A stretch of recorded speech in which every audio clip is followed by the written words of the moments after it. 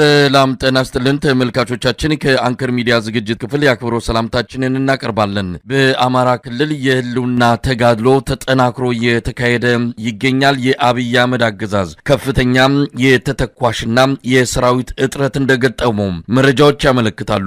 በአማራ ክልል ያለውን ጦርነት ለመቀጠል የሚያስችል ቁመና እንደሌለውም ነው በተለያዩ የመከላከያ ምንጮች የሚወጡ መረጃዎች የሚያሳዩት። በአማራ ክልል በአራቱም ቀጠናዎች የሚካሄደው የህልውና ተጋድሎ በዚህ ሰሞንም እንደዚሁ በርካታ ኪሳራዎችን በአገዛዙ ላይ በማድረስ መካሄዱን ቀጥሏል። በሰሜን ሸዋ ሁለቱ የአማራ ፋኖ መዋቅሮች በጋራ ባደረጉት ወታደራዊ ጥቃት ከፍተኛ ኪሳራ በአገዛዙ ላይ እንዳደረሱ እንደዚሁ የወጣ መረጃ ያሳያል። በሌላ በኩል ሰሞኑን የእንግሊዙ የዜና ማሰራጫ ኮርፖሬሽን ቢቢሲ በአማራ ክልል ስለተፈጸመውና እየተፈጸመም ስላለው የአስገድዶ መድፈር ጥቃት ላይ ያወጣው ሪፖርት እያነጋገረ ነው። የአማራ ፋኖ ህዝባዊ ድርጅት ዓለም አቀፉ ማህበረሰብ ገለልተኛ መርማሪ ኮሚሽን ወደ ክልሉ በመላክ ሁኔታውን እንዲያጣራ ጭምር ጥሪ ማድረጉን ነው በመግለጫ የገለጸው። በአማራ ክልል እየተካሄዱ ያሉትን ወቅታዊ የህልውና ተጋድሎችና ሌሎች ጉዳዮችን በማንሳት ከዘውትር ተሳታፊያችን ጋር ቆይታ አደርጋለሁ።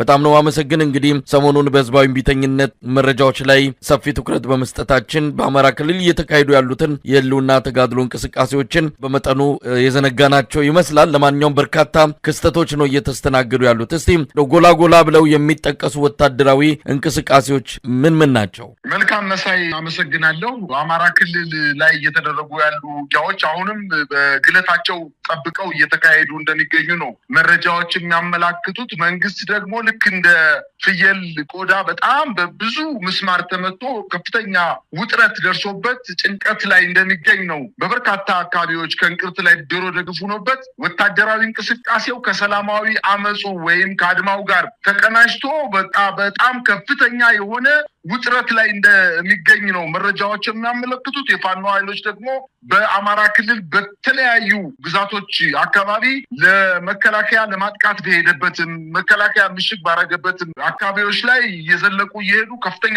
ጥቃት እየፈጸሙ ነው። እንዲሁ ለአብነት ያክል እንኳን በሰሜን ጎንደር በአገዛዙ ጥምር ጦርና በአማራ ፋኖ ብሔራዊ ኃይል በላይ ዘለቀ ዕዝ መካከል ለተከታታይ 3 እና 4 ቀናት ከባድ ትንቅንቅ እየተደረገ እንደሚገኝ ነው መረጃዎች እያመላከቱ የሚገኙት። በዘመቻ አርበኛ ጌትነት መሳፍንት የተሰየመው ከ180 በላይ የአገዛዙ ጦር ኃይል ሙትና ቁስለኛ ማድረጉን አስታውቋል። ለ3 ቀናት በዘለቀው በክብር ሰማዕቱ አርበኛ ጌትነት መሳፍንት ስም በታወጀው ዘመቻ የራስ አሞራ ውብነህና የአባ ድፈን መሳፍንት ልጆች በተለያዩ ግንባሮች አስደናቂ ድል መጎናጸፋቸውን መረብ ሚዲያ እንዲሁ ለህዝብ አድርሷል። በሰሜን ጎንደር ቀጠና በ4 አቅጣጫ ወደ ዳባት ወረዳ አጅሬ ጃኖራ ያመራው የአብይ አህመድ ሰራዊት በራስ አሞራው 3ኛ ኮር ሰራዊቱ በቆላማው የወገራ ጠገዴና አርማጭሆ እንዲሁም ዛሪማና ቦዛ አዋሳኝ መሬቶች ላይ ከባድ ምት ተበትኖ ተመልሷል። በርካታ ጦሩን አሰልፎ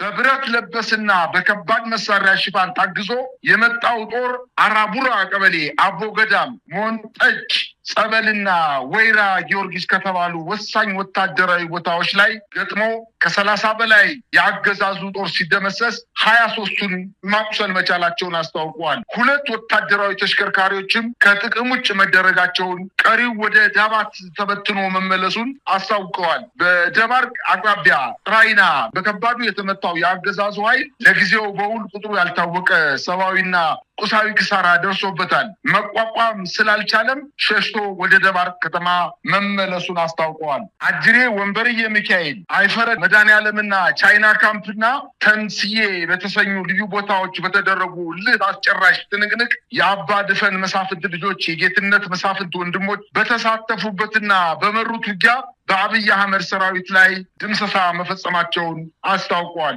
አርበኛ ጌትነት መሳፍንት በወደቀበት አጅሬ ከ65 በላይ የአገዛዙ ጦር ሲደመሰስ ከ70 በላይ ቁስለኛ ማድረጋቸውን አስታውቀዋል። 3ኛ ቀኑን ያስቆጠረው የቀጠናው ፍልሚያ በድምሩ ከ180 በላይ የኦህዴድ የብልጽግና ሰራዊት ሙትና ቁስለኛ ማድረግ መቻላቸውን የእዙ ህዝብ ግንኙነት አስታውቋል። በሌላ አቅጣጫ በሰሜን ወሎ ምስራቅ አማራ የሚኒሊክ ዕዝ ኮር 1 እና ኮር 2 እና የሚኒሊክ ዕዝ ልዩ ዘመቻ አህዶች በጥምረት ባደረጉት ተጋድሎ ራያ ግንባር ላይ ትልቅ ድል አስመዝግበዋል። የአገዛዙ ጦር የብልጽግና ሰራዊት በራያ ቆቦ በጮቤና ተኩለሽ ግንባሮች በበርካታ እግረኛ ሰራዊት አሰልፎ እንዲሁም በቅርቡ ባስገባቸው ቻይና ሰራሽ ኦራል ላይ በተጠመዱ 155 ሚሊ ሜትር መድፎችና ቢኤም እና ብረት ለበሶች እና ዙ 23 ታግዞ በህዳር 10 ጀምሮ ከቀኑ 9 ሰዓት እስከ ህዳር 11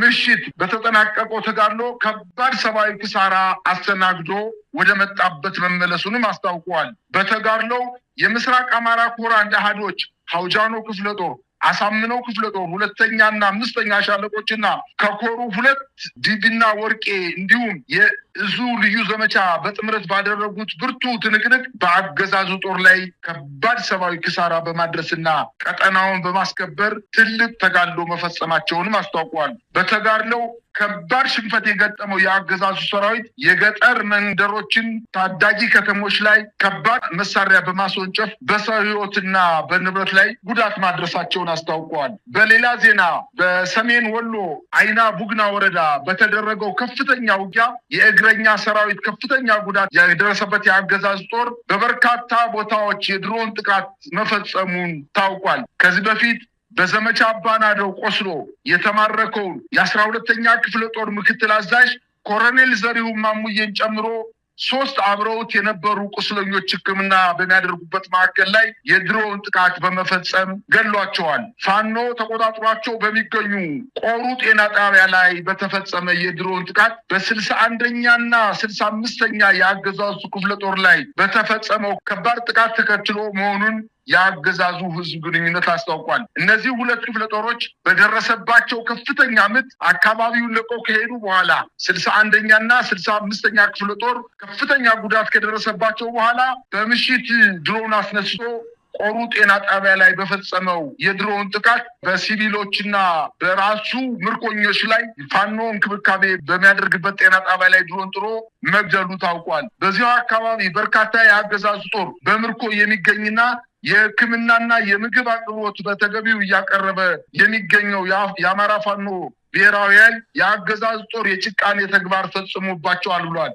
የዓለም አቀፍ ቀይ መስቀል ድርጅቱም ይሄን ነገር ተመልክቶ ምርኮኞችን እንዲረከበን በማለት አስተላልፈዋል። አንተ እንዳልከውም 40 ሚሊዮን ተተኳሽ 100,000 ተዋጊ እጥረት ደርሶብኛል በማለት ከሰሞኑ የመከላከያ ከፍተኛ መኮንኖች ከፖለቲካ አመራሮች ጋር በመሆን የሰራዊት ቁጥርና የተተኳሽ እጥረት ከፍተኛ ደረጃ ላይ በመድረሱ ወደ ተለያዩ አካባቢዎች ጥቃት ለመሰንዘር እንዳልቻሉና በኤርትራ አካባቢ አሰብን ለማስመለስ ብለው ከፍተኛ ዛቻና ማስፈራራት ሲፈጽሙ የነበሩት አሁን ረገብ ብለው አስታርቁኝ ወደ ማለት እንደገቡና ይሄ ነገር ከዛቻ ያለፈ እንዳልሆነ ተመላክቷል። በአጠቃላይ እንግዲህ የት ይደርሳል የተባለች ጥጃ ልኳንዳ ቤት ተገኘች እንደሚባለው አገዛዙ እኛ እየተዘጋጀን ያለነው ለከፍተኛ ወታደራዊ ግዳጅ ነው እያለ ሲዝት የነበረው በአማራ ክልል 11 ክፍለ ጦሮችን አሰማርቶ ከፍተኛ ኪሳራ ደርሶበት አሁን በወታደራዊ ግምገማቸውም 40 ሚሊዮን ተተኳሽና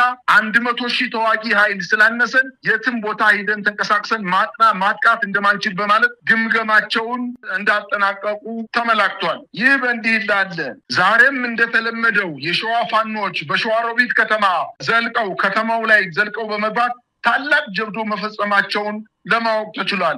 የአማራ ፋኖ ህዝባዊ ድርጅት ሸዋ ጠቅላይ ግዛት ቀበሌ 6 ቆቦ ድልድይ ከተባለ ቦታ ላይ በወታደራዊ ካምፕ ጥበቃ ላይ በነበሩ የአገዛዙ ጦር አባላት ላይ 6ቱን በመግደል 5ቱን በማቁሰል በካምፕ ላይ ከፍተኛ የሆነ ድል መጎናጸፋቸውን ለማወቅ ተችሏል። በሸዋ አካባቢ የተንቀሳቀሰ የሚገኘው የአየር ወለድ ኮማንዶ የ101ኛ፣ 102ኛ፣ 103ኛ እና 104ኛ ክፍለ ጦሮች በሸዋ አካባቢ በፋኖ ኃይሎች ከፍተኛ ምት እየደረሰበት ሲሆን በተለይ በተለያዩ የሰሜን ሸዋ ወረዳዎች ላይ ራሱን መሽጎ የሚገኘው የአገዛዙ ጦር በአማራ ፋኖ ህዝባዊ ድርጅትና በአማራ ፋኖ ብሔራዊ ኃይል የጋራ ቅንጅት ከፍተኛ ኪሳራ እየደረሰበትና አንዳንዴ ስቦ በማስከዳት አንዳንዴ ስቦ በመምታት በመልሶ ማጥቃትና በሙሉ ማጥቃት ከፍተኛ ጉዳት እንዳደረሱበትም ተመላክቷል።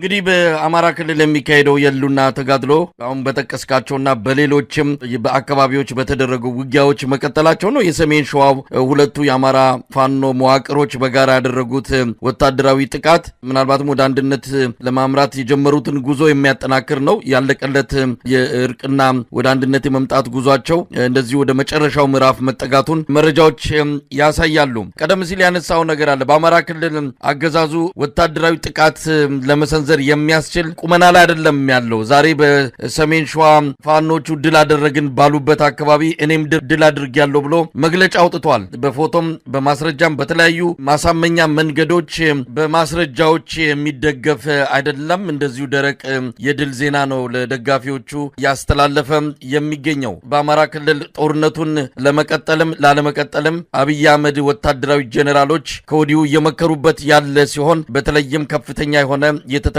እጥረትና የወታደር የሰራዊት እጥረት እንደገጠማቸው እየተገለጸ ባለበት ሰዓት እንግዲህ የአማራ ፋኖች ጥቃት መጠናከሩ በአማራ ክልል የአብይ አህመድ ሰራዊት ቆይታ በጣም አጭር ሊሆን እንደሚችል ነው ከግምት በላይ መናገር የሚቻለው። አብይ አህመድ ለዚህም በተለይ በኦሮሚያ ክልል ከፍተኛ ወታደራዊ ምልመላ እያካሄደ ነው። በአዳማ ናዝሬት፣ በተለይ በሸገር ከተማ በሁለቱ አካባቢዎች ወጣቶችን በማፈስ እድሜው ለመሳሪያ መተኮስ ይደርሳል ብለው ያመኑበትን እድሜያቸው ህጻናት የሆኑ ጭምር ነው እንግዲህ ያፈሱ ወደ ማሰልጠኛ ካምፕ እየወሰዱ ያሉት። የሚመግቡት ምግብ አጥተው ህዝቡን አዋጡ የሚል አስገዳጅ ሁኔታ ውስጥ መግባታቸው ነው የሰማ ነው። ለማንኛውም በአማራ ክልል ያለው ሁኔታ አብይ አህመድ ትልቅ ጭንቀት ሆኖበታል። እንዳይተወው አማራ ክልልን ማጣት ማለት አጠቃላይ በፌዴራል መንግስት ያለውንም የስልጣን ቆይታ የሚያከትም ነው የሚያደርገው። ከዚህ የተነሳ ወደፊትም ወደኋላም መመለስ ሳይችል እንደዚሁ በከፍተኛ ቀውስ ውስጥ ሆኖ የቀረ ስርዓት ሆኗል። እስቲ በአጠቃላይ ያለው ሁኔታ ምን ይመስላል? ስርዓቱ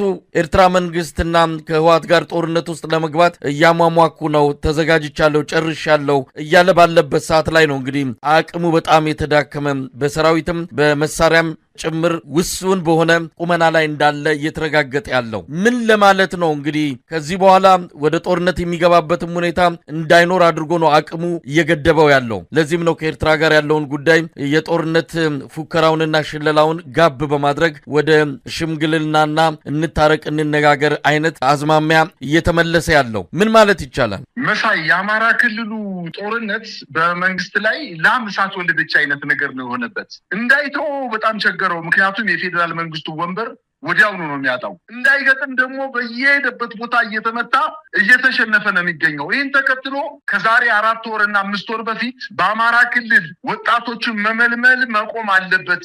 ምክንያቱም እየተመለመሉ ወታደራዊ ስልጠና ከወሰዱ በኋላ ወታደራዊ ስልጠናቸውን ከጨረሱ በኋላ ፋኖን እየተቀላቀሉ ነው፣ እያደረጀ ነው፣ እያፋፋ ነው ፋኖን በማለት አማራ ክልል ላይ ምንም አይነት ምልመላ እንዳይደረግ በማለት ወደ ኦሮሚያ ክልል ወደ ደቡብ ክልል በመሄድ ከፍተኛ የሆነ ያስገድዶ ወደ ውትድርና የመውሰድ ወጣቶችን፣ ታዳጊዎችን፣ ህጻናትን ጨምሮ ወደ ወታደራዊ ካምፕ እያስገባ ነው። ይሄ ደግሞ ተቃውሞ ገጠመው። አሁን ኦሮሚያ ክልል እናቶች በከፍተኛ ደረጃ ልጆቻችንን አንሰጥም፣ ከዚህ በፊት የሰጠናቸው ልጆች የት እንዳሉ አናውቅም፣ ድምጻቸውንም ሰምተነው አናውቅም እያሉ እየተቃወሙ በፖሊስ ጣቢያዎች በመሄድ ልጆቻቸው በታፈኑበትና በታሰሩበት አዳራሾች በመሄድ ከፍተኛ ትንቅንቅ እያደረጉ ነው እናቶች።